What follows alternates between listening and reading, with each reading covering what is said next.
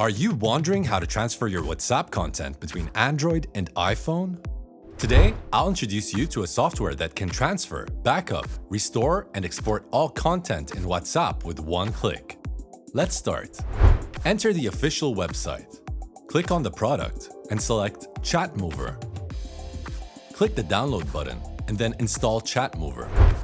In this part, I will introduce how to transfer WhatsApp or WhatsApp Business between iPhone and Android. Connect your devices to the computer. Open the application. Choose the mode, Transfer WhatsApp between devices. Then link your devices with original USB cables to the computer. Click Transfer when both of the devices are paired. You'll be prompted to select the sort of WhatsApp that you want to transfer. Select the one that you want and it'll begin the move. ChatMover will now transfer your WhatsApp to the destination device automatically. Now, you will finish WhatsApp transfer. In this part, I'll introduce how to backup WhatsApp or WhatsApp Business on iPhone or Android.